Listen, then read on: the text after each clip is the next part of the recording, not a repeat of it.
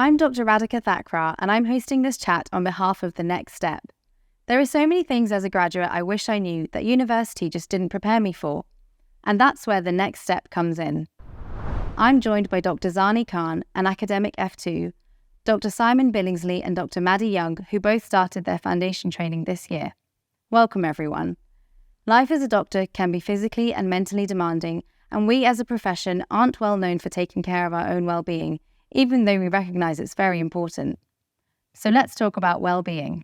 My mum always says to me that if you don't look after yourself, how are you supposed to look after other people? And it's always stuck with me. And looking after our own well-being is really important. So Simon, what kind of things do you do to maintain your well-being whilst working as a doctor? So I personally love playing sports. I've played rugby throughout Oliver University whilst at med school, and I've continued to play for a local team in Sheffield. How have you found making time to actually do things like rugby? Like, how have you managed to swap shifts and things, or would you just have to miss some sessions? I just have to miss sessions. And also choosing the team that sort of fits your rota the best.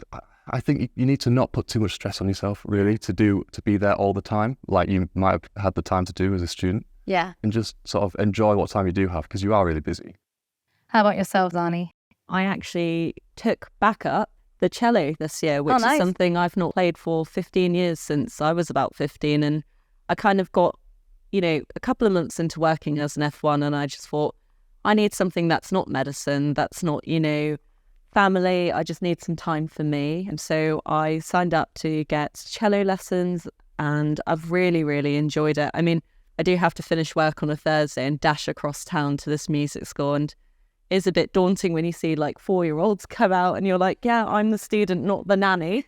But, it works for me and I really enjoy it. And that is just my hour for me, where I get to do something quite creative and there's no medicine in my head. That's really nice. So equally, for me, sports has always been really important. I'm still trying to work that out around my schedule. So one thing that I've been able to make sure that I can do around work is running. Kind of go in and out of love and hate with it through different periods. It just ensures that even if I've only got like 15 minutes after work, I just go outside and get some fresh air. Sounds like you've kind of made that a really good healthy habit to help your mind and your body kind of not think about work and also just unwind. Do you have any habits that you do to help maintain your wellness whilst you're working? As there are 2 doctors in our household, we have to be really strict because work can flow into your personal life. We're really strict about when you get home on certain nights, if we both need to work on a portfolio, we both make sure we're working and doing that extra kind of curricular stuff like audits and bits like that you need to do in your spare time. However, we are strict in then saying this is our night off and this is where you will spend some time together, or no medicine talk beyond a certain hour. Yeah, for sure. And Simon, anything that you do to help? I live with a non-medic. I actually live with a teacher. And I find it really useful to, whenever I get home, we do a very quick debrief, 15 minutes each, and just chat about our day and sort of what's annoyed us, what we've found good about the day, what we're sort of looking forward to with tomorrow. And we find that a really useful way of going about it. And because it happens every single day, it's something to look forward to. It's like you're driving home and it's like, oh God, that thing really annoyed me. I'm going to rant about it to my housemate. It is really easy to focus on the negative parts of your day, especially when you've had a tough day. But what about the positives? Do you find that you're quite good at recognizing when things go well, or is that something you're working on? Some advice I got when starting, and then reminded by my friend when I was ranting to them a bit after a tough day. They said, every single day, go in and try and say one thing that you enjoyed from the day. Tomorrow is a new day and it will reset. I was told that at the beginning, and then I was reminded to kind of go back to that when I had a few days which were more tough, because it is quite easy to get frustrated at small things. I found over my training that it is really easy to focus on the negatives, but I'm literally trying to train myself to focus on the positives. So for example, especially when I was learning to do procedures more, if I failed a procedure, it's really easy to get caught up on that and get really upset about it. And I'm sure you've experienced this in surgical perspective, for example. But actually thinking I did really well in like preparing them for it. I did really well in actually, say I couldn't get a cannula, but I got flashback, I got the bloods I needed. And actually I wouldn't have been able to do that a year ago or 6 months ago or however long ago. So kind of recognizing, I wasn't able to be fully successful, but there were successes within my failure and then learning from that as well. Yeah, I think it's about the small victories. I'm like, yay, it's the end of first placement. It's an excuse to go out for dinner, isn't it? And just, I got my first ever sign off, or I completed F1. You've got to celebrate these things as you go along, because life will just pass you by otherwise.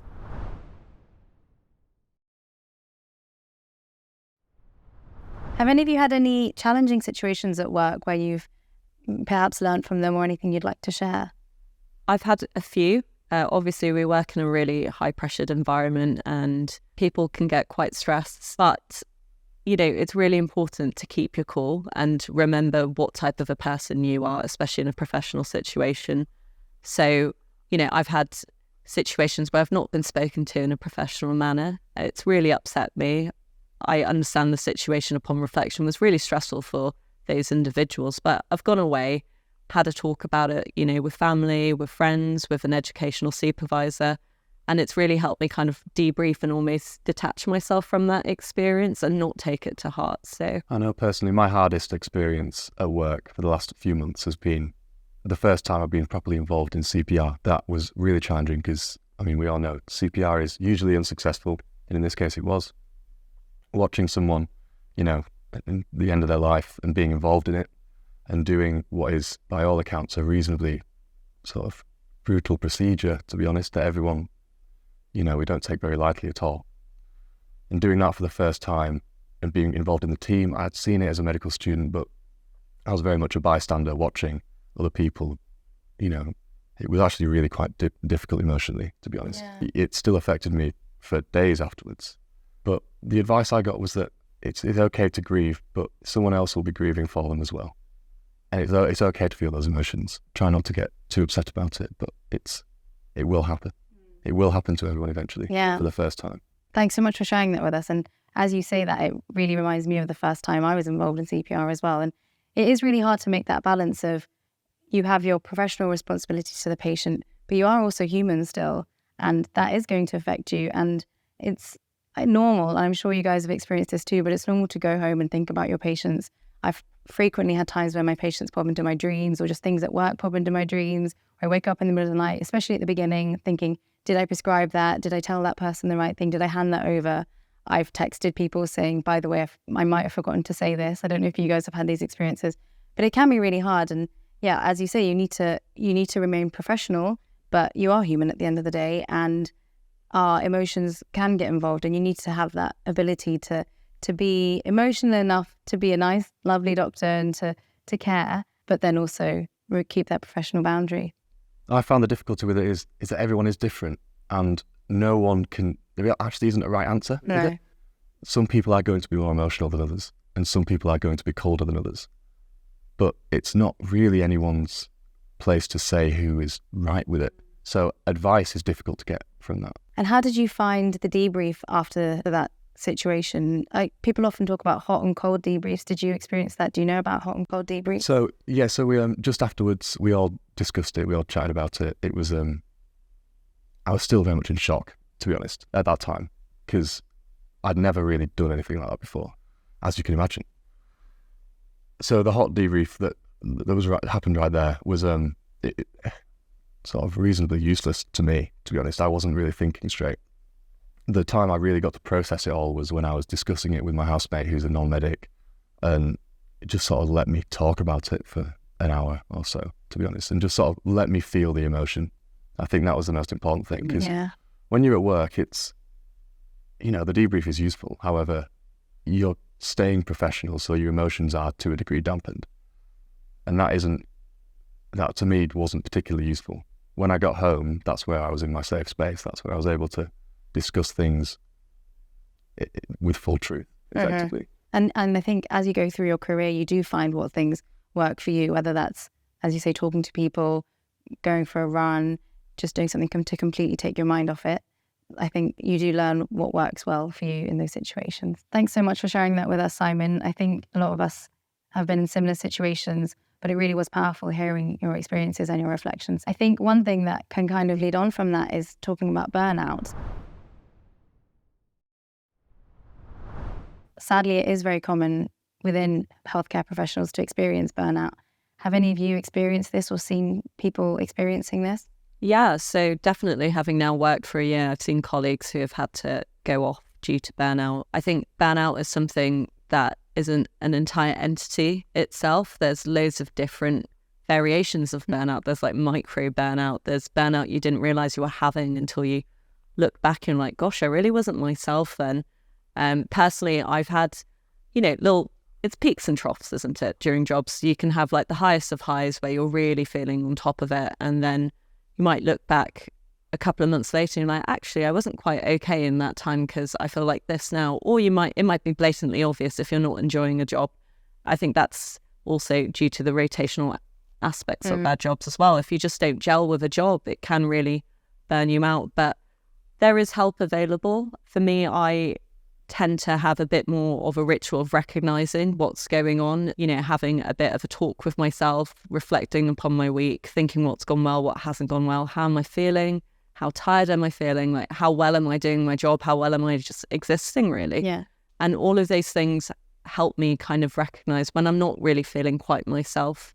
And when that happens, you can only do what you do. And for me personally, I will take a weekend off, if I'm not working, just do stuff that I enjoy doing, have some real downtime aside from medicine. Just remember you're human, like you're not expected to be okay the whole time. Yeah, that's such a helpful way to think about burnout and how to prevent it and help manage it as well. I think it's really easy in our jobs to try to fill all of our free time because we are so busy working that you're like, oh, I've got a random Tuesday off, let me see who else is free and fill it. But I found that also contributed to my burnout, especially in F1 and 2.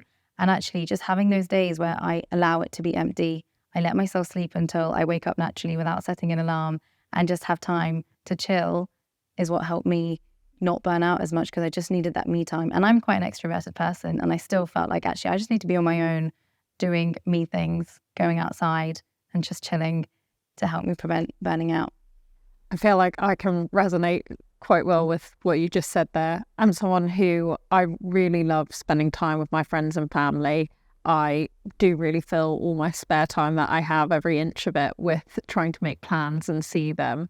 I also chose to save up all my annual leave so that I could take it and use it so that I can have a big chunk at one time.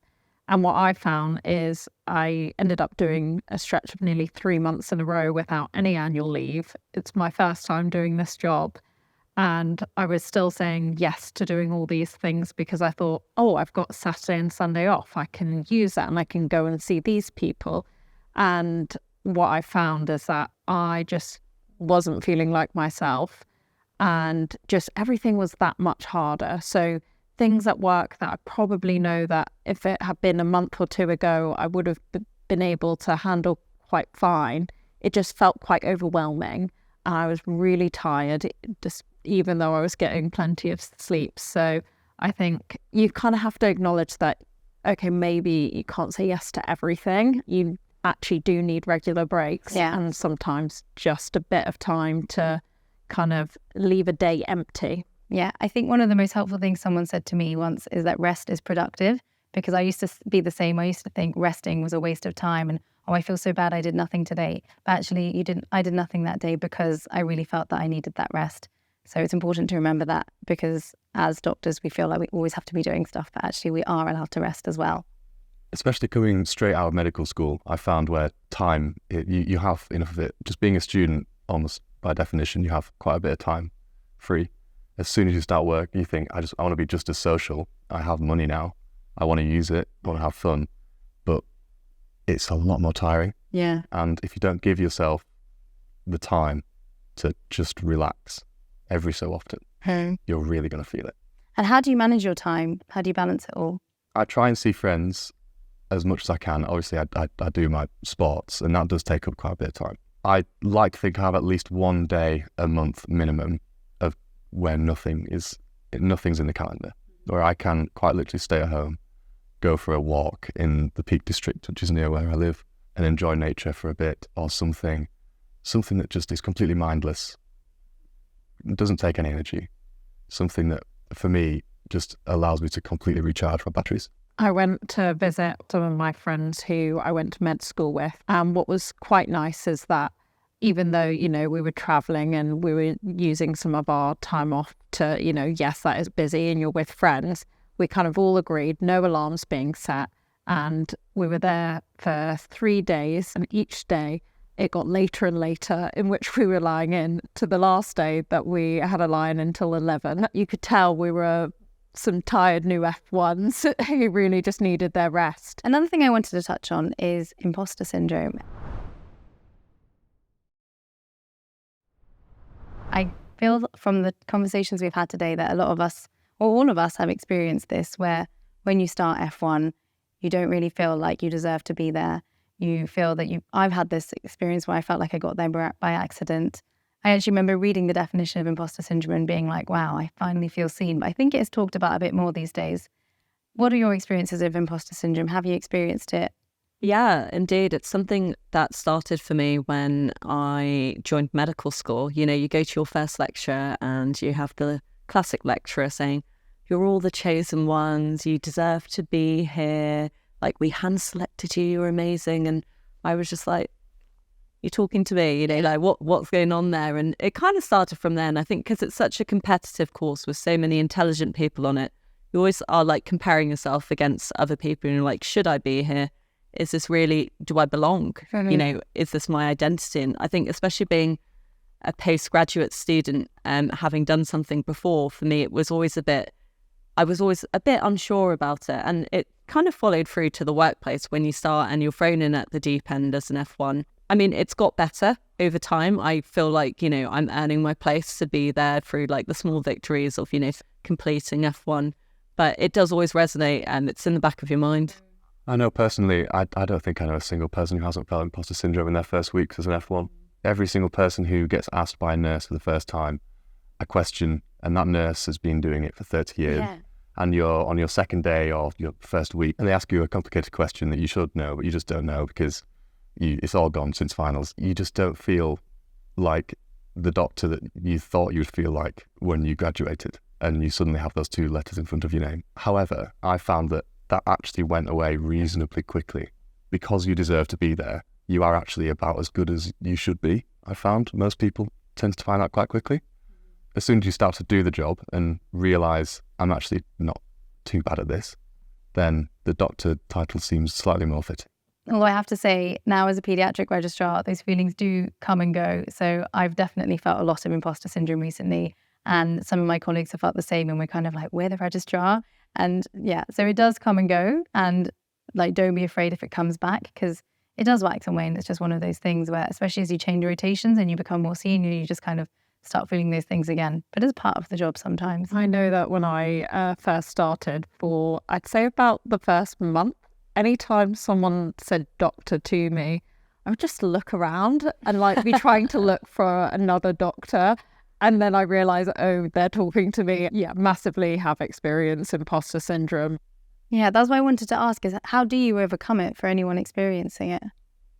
So having had it in F1 and it kind of went away when, you know, you're getting compliments from people and they're like, oh, good job today. You know, I would finish a busy take shift from a registrar and they'd be like, you did really well. And it's just comments like that from seniors that really make you feel like you have a valid place in that team. And I think just feeling valued really helped me get over it. However, we were saying, you know, it comes and goes. I then moved to becoming an SHO and F2, and suddenly I had F1s asking me questions, and I was thinking, kind of what you were going for as a registrar. But I got through those night shifts, and many other people will too. And now I feel, you know, I can do that, and it's about proving it to yourself. Absolutely. And if you don't know anything, you know, it's something you just ask. Also having a bit of a fear about, oh, I'm not sure I feel ready, I want to be ready, I'm a bit worried. It just kind of is a sign that we care for the patients we're looking after. So I don't think it's a bad thing, even though it does fill you with a bit of anxiety. I had a card from a patient, and it was the first card I had received, and the patient left a really lovely note for me. It had been a really hard week, really busy, we were a bit understaffed. That card meant the world. I think I was reminded that part of it is just kind of how you are with people, and that is part of the job as well. I also want to add that you might not always get compliments from patients or seniors, but it's also developing the skills to tell yourself, actually, I am doing the right thing.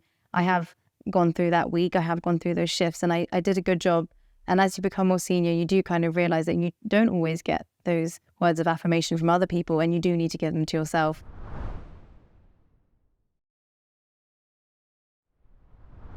What would be your biggest tip for maintaining wellness? Zani, why don't we start with you? My biggest tip would be to believe in yourself. Obviously, you don't want to be over cocky, but like, you've worked really hard to be here. Have a positive mental attitude towards yourself, and don't be hard on yourself. Like, look after yourself. Like, even if it's just giving yourself a couple of positive words throughout the day, or being like, you've got this. Like, you know, you do have this. If I can do it, anyone can.